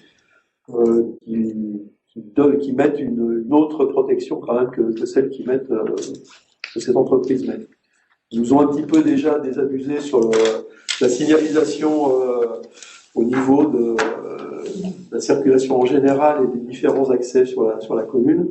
C'était très très très léger, alors qu'on avait anticipé cette demande. Et le jour où ils ont effectivement mis en œuvre le chantier, la signalisation elle était minable, quoi. Donc bon, ça conforte un petit peu ce qu'on pensait de cette entreprise, puisqu'elle avait déjà travaillé sur la commune et on avait été plutôt peu satisfait. Donc ça se vérifie. Enfin, bon, on espère que pour l'instant ils se tiennent régulièrement sur le chantier, donc c'est déjà pas mal. Voilà. Donc, on voit que ça remonte quand même. Voilà, ça remonte, ça fait bon. Oui, c'est quand même un gros boulot. La tranchée, elle est quand même profonde. Elle vient pas loin de elle doit mettre 52 mètres. Ouais, il y a 25 mètres, 25 cm, c'est que du bitume. Que du bitume. Donc voilà, donc ça avance. Donc on vous tiendra informé au fur et à mesure de cet avancement. Oui. J'ai juste une petite, en parlant avec des habitants qui passent souvent par là-bas, ils me disaient qu'ils avaient l'impression que en fait les feux, quand ils passent au vert, le temps que, comme il y a des tranchées, donc ils sont obligés de ralentir, qu'il n'est pas coordonné, on va dire, avec celui d'en face, et des fois il y en a qui vont pour passer, alors que d'autres n'ont pas encore franchi. Alors je sais pas si c'est un réglage que eux doivent faire ou je sais pas. Oui, c'est eux qui font le réglage, la temporisation, c'est eux qui la font. Moi, je sais pas, le temps que j'ai été sur le chantier, là, surtout mercredi, il y avait pas mal de circulation. On n'a jamais, jamais noté qu'effectivement, il y avait, soit ça peut être aussi parce qu'on a certains qui, soit ils passent au rouge, ce qu'on a vu pas plus tard que mardi matin quand on est parti. Donc ça peut arriver. Après, c'est à eux après effectivement de faire des réglages. Donc là sur les tranchées, donc là aujourd'hui ils les rebouchent au fur et à mesure un petit peu, mais bon, et comme c'est que du tout venant, donc du coup ça avec le dépassage ça évacue les cailloux, donc du coup elles se creusent petit à petit. Donc dès qu'ils auront fait les raccordements sur ces traversées du RD, à ce moment-là ils vont les reboucher et surtout ils vont remettre un système d'eau d'âne comme vous savez à l'entrée de Leclerc là, les trucs jaunes et noirs là. Donc pour ralentir la vitesse quand même parce que il y a des moments ça va très vite. Donc il y a des gens qui sont un peu impulsifs. On avait regardé à peu près au niveau temps d'attente, on était à peu près à 1 minute, 1 minute 15. 1 minute 10, 1 minute 15. C'est pas non plus énorme. Hein. Quand on est route de Crémieux, qu'on prend le tourne à gauche vers Boucherie-André, là au feu, on attend plus d'une minute 15. Hein. Donc là c'est long. Mais là, 1 minute, bon, c'est un temps normal, surtout qu'on a demandé à ce qu'ils mettent un minuteur parce que au début, quand il n'y en a pas, les gens ils s'impatientent rapidement. On trouve vite le temps long quand on attend. Et donc du coup, on a demandé à ce qu'ils mettent un minuteur pour que ça permet quand même d'apaiser un peu les velléités à vouloir passer plus vite. Donc, voilà. Après, le balisage, c'est vrai qu'il est obsolète, on va dire. Après, le balisage, c'est réglementaire. Là, il n'y a rien. Et quoi qu'il en soit, la mairie, elle est aussi responsable, comme l'entreprise, s'il y a un carton. On n'est pas maître d'ouvrage, là, attention. C'est pas nous qui sommes maître d'ouvrage, c'est la communauté de communes. Ah, d'accord. Ah oui, c'est la communauté de communes alors qui est responsable. Nous, c'est la communauté de communes. En plus, ils doivent envoyer un contrôleur pour vérifier l'équipement. On a quelqu'un de la communauté de communes sur chaque réunion de chantier, hein, donc ça, c'est des points qui sont évoqués. Nous, on l'a signalé, hein, qu'on trouvait que la signalétique n'était pas adaptée sur un RD, quoi. Ouais. Mais bon, 35. c'est certain que quand ça sera à nous qui serons maîtres d'ouvrage, je pense qu'on sera beaucoup plus vigilants sur la signalisation. Moi, je croyais que en général, l'entreprise qui travaille pour nous sur le marché à bon de commande, on la connaît, on sait qu'elle travaille très, très bien. Donc, voilà. Le temps qu'on est sur les travaux. Rue des 4 Buissons, la semaine prochaine. Donc la rue des 4 Buissons, c'est la rue qui va à l'école Cassat-Laurencin quand on vient du village et qu'on vient de Leclerc. Elle sera fermée à partir... Je vais finir. C'est pas pour ça que c'est bien pour ça que je dis ce soir. Elle sera fermée par son accès sud, c'est-à-dire par la route de Crémieux. Par contre, on pourra y accéder par son accès nord, par chemin Pont perdu. Voilà. Donc, c'est pas fermé. On ne peut pas accéder par le sud à la route des 4 Buissons. Il y aura une déviation qui sera... C'est une déviation qui est mise en place à partir de lundi jusqu'au maximum le vendredi. Alors, je vais tout de suite expliquer pourquoi on fait ça pendant les vacances. C'est parce que c'était prévu à la rentrée scolaire. C'était prévu c'était prévu initialement pendant l'été, ce qui était beaucoup plus simple. J'avais pris un arrêté pour la période des vacances d'été. Voilà.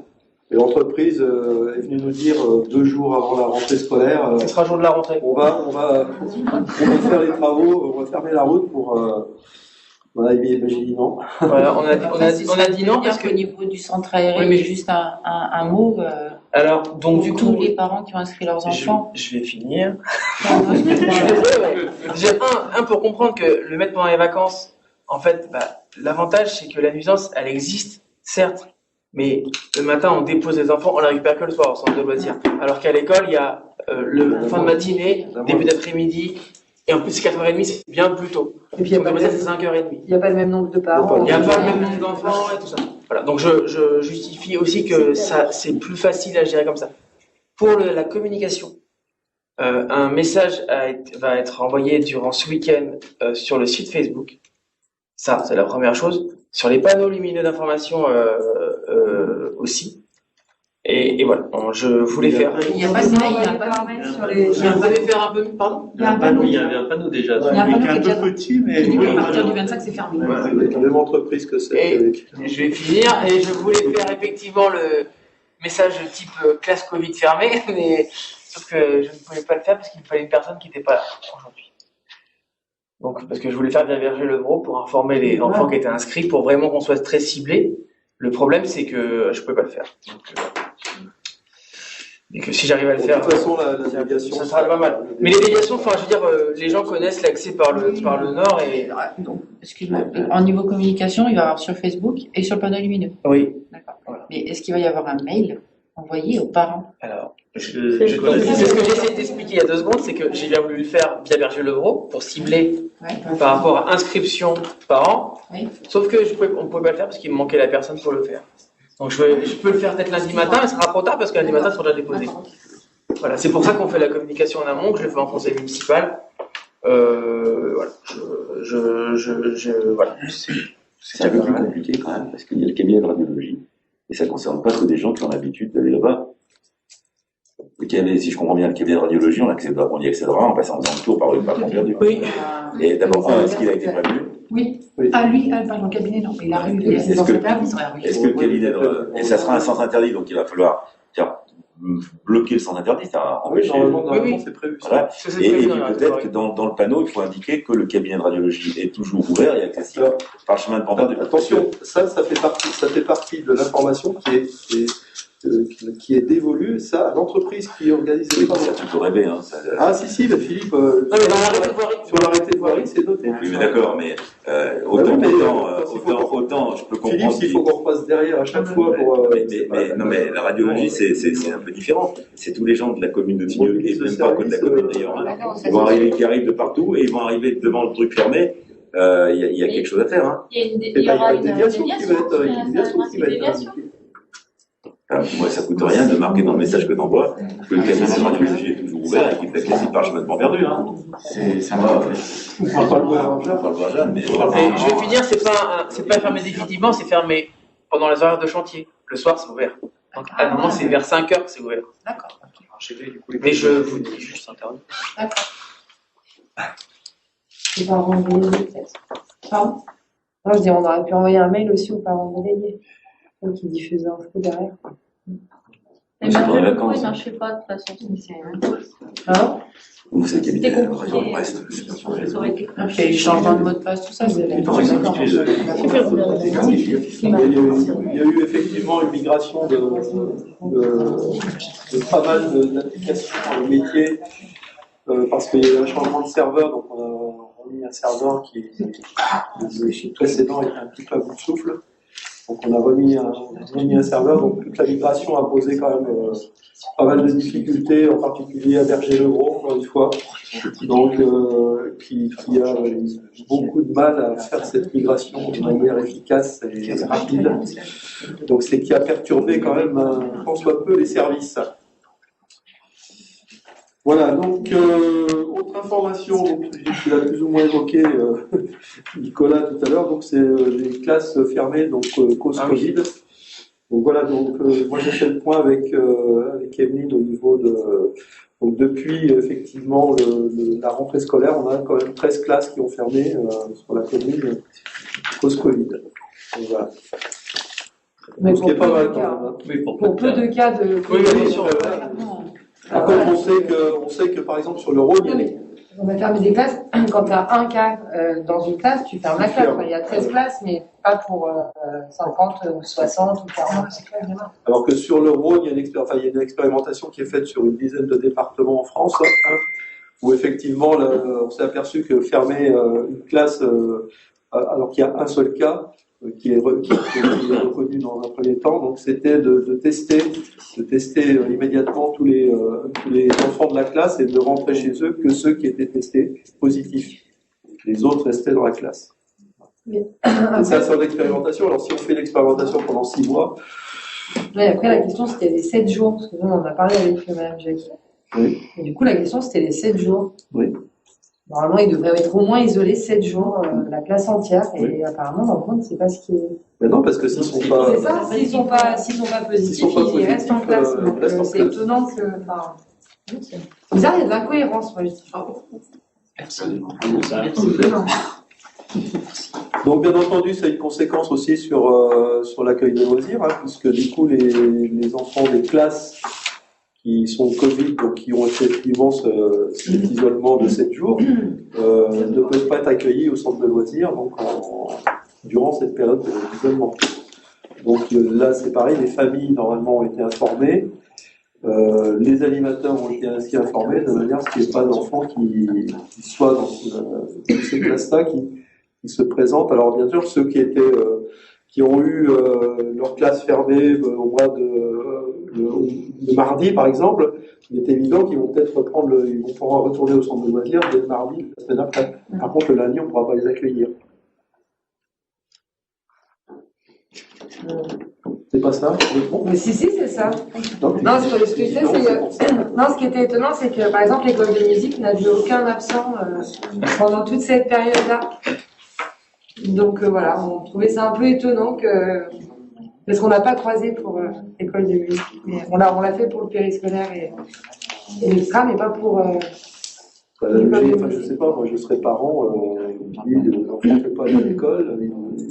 Il y en a quand même qui ont ramené leur gamin le mercredi matin, fermeture des classes le lundi, le mercredi, les parents arrivaient avec le centre, au centre de loisirs avec les enfants.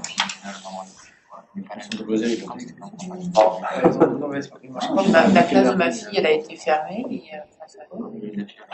je peux pas y aller normalement. Oui, mais il y a quand même des parents qui sont arrivés le mercredi matin avec leur enfant pour le centre de loisirs. Qui ont été refoulés. Qui ont été refoulés parce qu'on avait croisé les données. Il fallait jusqu'au bout. Oui, pardon.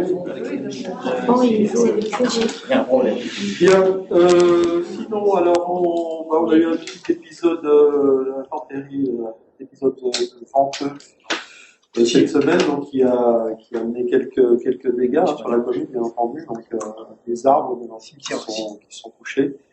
Donc intervention à la fois de l'élu de permanence aux alentours de minuit pour aller voir les pompiers tronçonner un arbre sur une route. Et puis donc l'église qui heureusement nous a dit c'est pas la peine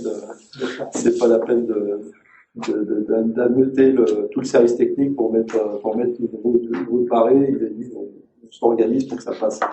Voilà. Il y a eu aussi sur le chemin de Miange, donc aussi un arbre qui est tombé aussi sur la route. Donc là, il a fallu aller tronçonner aussi parce que en plus c'était un endroit où passait le car scolaire, donc du coup que ça puisse être dégagé, éviter l'accident surtout. Demain matin, je retournerai voir si les églises sont venues en travail parce qu'il y a en fin d'après-midi, ils étaient toujours formés. Oui, mais ça, il y a peut-être des endroits qui étaient plus critiques. Oui, il y a peut-être des endroits dans l'hiver qui sont plus importants que chez nous. Voilà. Est-ce qu'il y a d'autres sujets que vous souhaitez évoquer? Les conseils de quartier, c'est ça? Oui, on s'est aperçu qu'il y a très très peu de monde qui se sont manifestés. Donc, même pas parmi les gens qui se sont inscrits dès le départ. On s'est retrouvés vraiment en comité très restreint. Donc David va relancer tous ceux qui se sont inscrits pour pouvoir commencer. C'est ça. Et vous étiez combien hier à Jamesieux? Les personnes que j'ai amenées, plus les élus. Les personnes qui étaient conviées sont pas venues. Il y a une personne qui s'est excusée. Et puis donc du coup, il y a 2 personnes qui ont rattrapé le train en route. Voilà. On était 2 et dont 3, avec 3 élus. C'est vraiment bon. Ouais, c'est dommage parce que voilà, il y avait des choses intéressantes à dire. Suite à la réunion du mois de juin, on avait senti quand même qu'il y avait un engouement un petit peu pour ça. Et puis bon, alors est-ce que c'est conjoncturel? Je sais pas. Est-ce que c'est les gens ont oublié? Bon, on a déjà calé des dates. Donc l'idée c'était de se revoir un mois après. Donc là, dans 15 jours, il y a déjà celui de la plaine. Voilà. Donc on va essayer de faire un peu plus de forcing au niveau de l'invitation, peut-être recontacter, l'envoyer sous d'autres formes. Mais oui, c'est un peu dommage. Bon. Oui. Voilà. Oui, oui, voilà. On va dire que c'était un galop d'essai, et puis on va relancer la Un minibus à disposition. On va voir. Un trotibus. Un trotibus. D'autres sujets? Non? Eh ben, je vous fais une lecture du calendrier. Excusez-moi, juste une question. J'ai plusieurs habitants qui ont reçu un courrier d'Enedis concernant le fameux Linky. Donc, ils veulent savoir si c'est toujours acté, si c'est autorisé, s'ils peuvent passer. Ils font comme ils veulent, hein, c'est comme. C'est-à-dire que si, je suppose que c'est parce qu'ils ont le compteur est chez eux, à l'intérieur, donc comme moi d'ailleurs. Donc du coup après c'est leur choix. Hein. Moi pour l'instant je ne réponds pas, je peux difficilement répondre pour l'instant parce que sachant que j'ai quand même signé. Donc il y a une délibération que Enedis a rejetée, donc nous a mis au tribunal comme ça. Donc pour l'instant il n'y a pas de suite, je ne pense pas qu'il y en ait, mais donc moi je peux difficilement dire aujourd'hui, venez mettre le compteur alimentaire. Oui, non, mais bien sûr, parce que là c'est carrément marqué comme quoi ils allaient passer dans le quartier la semaine prochaine. Ah bon? Oui, oui, mais dans la guerre, voilà, c'est-à-dire que c'est à chaque propriétaire qui a le compteur à l'intérieur de sa propriété de dire oui ou non, il ne faut pas rentrer.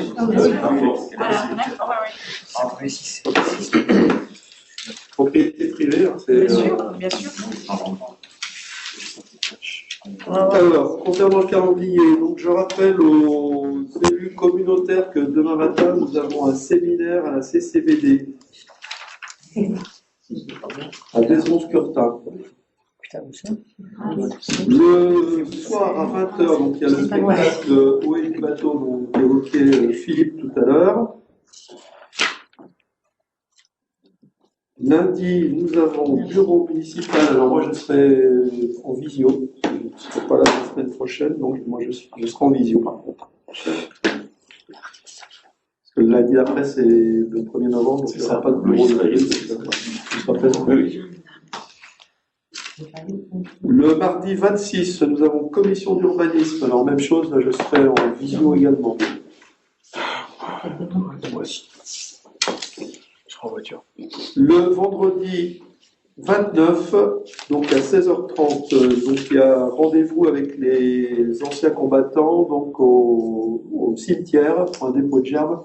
Au cimetière, il y a un monument aux morts, donc un dépôt de gerbes qui se fait avec les anciens combattants la veille de la Toussaint.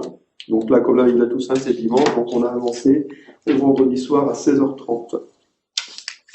Donc les élus qui veulent être présents, c'est rendez-vous à 16h30 au cimetière.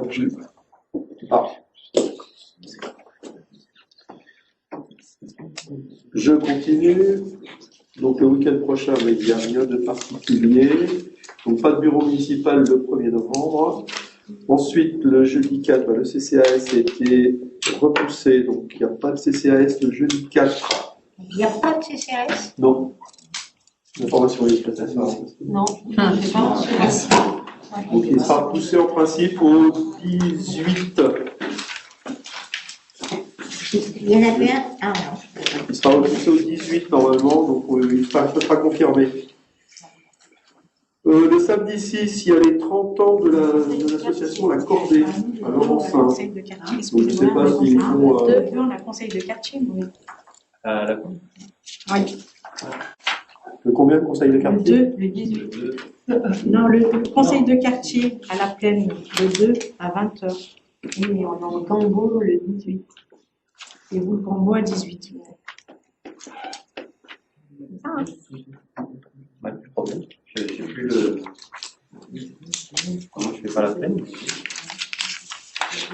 Le lundi 8, nous avons donc j'ai un bureau communautaire et nous avons donc un bureau municipal aussi. Le mardi 9, commission d'urbanisme. Le mercredi 10, j'ai une conférence des maires. Le jeudi 11, donc c'est la cérémonie commémorative du 11 novembre, donc qui normalement cette année devrait pouvoir se faire dans des conditions on va dire normales. Donc ça sera à 11h15 donc, sur le parvis de la mairie, au monument aux morts. Donc j'invite tous les élus, parce que c'est quand même une cérémonie à laquelle, depuis 1 an et demi, on participe de manière très restreinte. Donc ça serait bien de marquer effectivement cette reprise de manifestations de ce genre, de commémoration de ce genre, donc en mode normal. Donc ce serait bien qu'on soit le plus possible présent. Le samedi 13, il y a un mariage. Le soir, il y a un concert avec l'ensemble Contraste. Il y a le tournoi de badminton aussi, le tournoi de badminton sur le 13 et le 14, donc le samedi et le dimanche. Il y a les ventes de marron chaud de Solidanime et la vente de brioche de Gali. C'est ça? Non. Non. Bien essayé. Une fois que je lis le calendrier. Ah ouais, mais il y a une erreur, il n'y a plus de brioche. Ah, il n'y a plus de brioche. Pour le moment, on va reporter. Du coup, il y a quoi? On reporte. Il n'y a rien à manger du coup. Moi j'avais tous les Garde tes soupes, ça n'a pas longtemps. On va juste décaler. Regarde ouais, mais du coup, je mange pas le week-end. Ah, les coquilles. Le lundi 15, donc bureau municipal. Ensuite, nous avons le jeudi 18, donc il y aura le conseil de quartier Gambo, si j'ai bien compris, et il y aura une vente de brioche pour le Téléthon. Le 17, ça a jamais été. Le 17. Oui, le 17, on fait à Jamais-Yeux, le conseil du quartier. Ah, 17 à Jamais-Yeux. Encore pas de session du coup. Et le 19, vous avez dit, c'est le Téléthon? 19, conseil municipal. Et le 19, c'est conseil municipal. Et le 18, donc, c'est CCAS qui a été... On l'a avancé au 19 parce que le 26, c'est le concert du Téléthon, donc on va faire un conseil municipal ce jour-là. Donc on l'a avancé au 19. Et je rappelle aussi tout de suite pour les élus communautaires que le samedi 20, on a également à nouveau un séminaire avec la CCBD. Vous aurez les saucissons briochés de Courir-à-Tignes-Jamais-Yeux à l'Étra, le samedi 20. Le 20, c'est les cochonailles des ferments de la boule à Jamais-Yeux.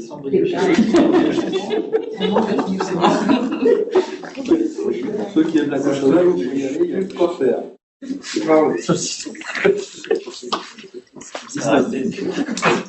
continue un petit peu parce qu'il y a des dates qu'il faut peut-être prendre en compte.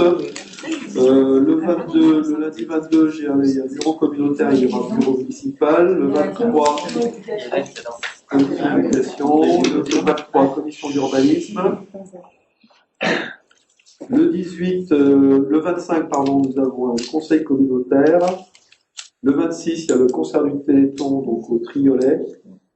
Le 27, il y a les 20 ans de Séverine Coiffure. Et il y a 2 mariages. Et le soir, donc, il y a les fêtes de la Sainte-Catherine à Jamais-Yeux. Beaucoup de choses à gérer. Voilà. Et puis je finis le décembre. Le 29, on a bureau municipal. Le 1er décembre, il y a une collecte de sang, le mercredi 1er décembre. Le vendredi 3, c'est les tournois sportifs du Téléthon. Et le week-end du 4-5, donc il y a la vente de sapins du sous des écoles le 4. Et le 4-5, c'est la nuit du BAD, dans le cadre du Téléthon aussi. Et les manifestations du Téléthon, donc sur le pôle salle des fêtes. Et le 2, 3, 4, il y aura la distribution des colis dans ce que sera pour les anciens qui viennent nous rechercher en présentiel ici. 2, 3, 4. Voilà. Pour les nouveaux habitants, le vœu du maire, c'est quand du coup? Alors les nouveaux habitants, donc du coup on avait prévu une date mais qui ne fonctionne plus maintenant. D'accord. On avait marqué, maire, au mois de janvier, on avait marqué le 20. Le 20. Ouais, mais non. Ouais, mais le 20, on a essayé de séminaire. Le vœu du maire, on avait divisé ça. Peut-être rappeler la date du séminaire. C'est ce qu'il a dit en fait. C'est la semaine. C'est la dame qui nous change. Tout va bien. On expliquera. Ouais, vous ferez un petit compte rendu des protocoles. C'est bon? Oui. Tout est bon. Et bien écoutez, il est 20h43. Je clôt la séance de conseil municipal. Je vous souhaite une bonne soirée et un bon week-end.